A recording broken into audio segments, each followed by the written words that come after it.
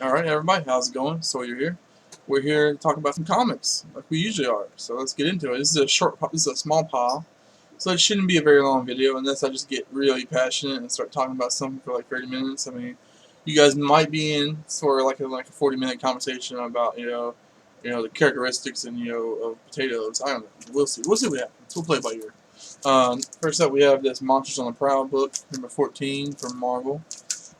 This is one of those classic kind of Marvel monster books they used to put out all the time. It's Return of the Titan. So, you know, I'm assuming the Titan comes back, whoever the Titan is. Then we have this X-Men book, number 114. This is kind of a classic X-Men story. I believe this is the one where like they go off to Savage Land or something.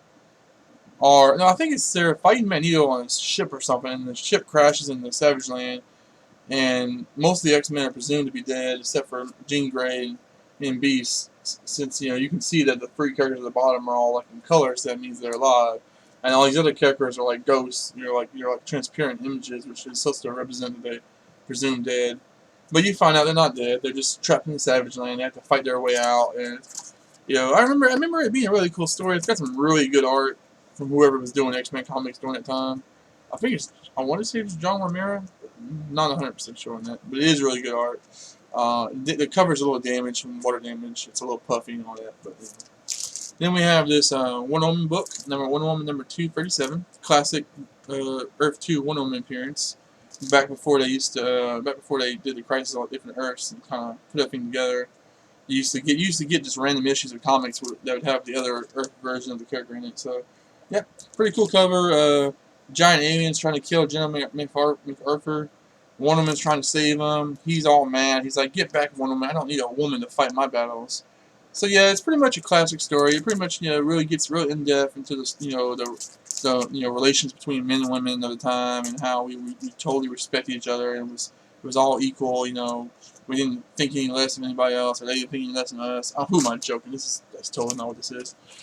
Next up, we have The Shadow, number 2 out of 2. This is a little mini series that Dark Horse put out, and I believe it's supposed to be based off the movie. Yeah, it says from the Universal Pictures film The Shadow, which I haven't seen that movie in like several years, but I should check it out. I remember liking it back in the day, but Shadow's a cool character. He's a super old character.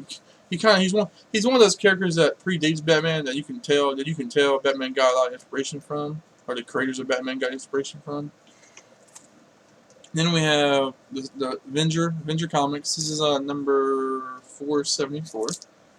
This is kind of during the time when they used to just for a while they used comics like Avenger comics just to kind of showcase different characters and have like small stories of them. So this one is like kind of like a split down the middle. It's a split between a Starman story and a Plasman story. I actually picked up quite a few of these a while back, and the only reason I did that is because I like Plasman. I'm a huge Plasman fan. So I want it. It's hard. Plasman doesn't really have that many appearances, honestly. Like, I mean, he's all over the Golden Age. He has tons of appearances in the Golden Age, but basically during the Silver Age, Bronze Age era, he didn't really appear much. He didn't really appear a whole lot until like the 90s, I think, or 2000s. Then he started getting some little comic books here and there. But before that, he would just appear like as a background character or a side character in different things. So anytime I could find an appearance by him, I try to pick him up. And these are some pretty good appearances by him. I could care less about the Starman stories, but yeah, class. Then we have Daredevil, The Man Without Fear, number 3. Really classic Frank Miller, John Romero Jr. comic. Really cool kind of not really holographic, but kind of like textural covers. You can kind of feel all the art on here. Like you can make out. It's just, I don't know. I guess it's kind of like, yeah. It's a really interesting. You can tell what they were going for. They were going for like a braille type of cover. It's not really braille because you can't read the letters or anything, but it's just you can tell they're going for it. They're going for a textual cover because it's Daredevil. So that the idea is that he could just fill on the cover and he could be, oh, there I am, there's Electra and all that shit. So yeah, pretty cool concept cover, if that's what you want to call it. Um, then finally, the last book I have for this issue, and this, like I said, is a short issue, a short episode because it didn't have a very big stack of books this time. Is Brave and the Bold, 100-page special, Batman and the Atom, and a couple other stories.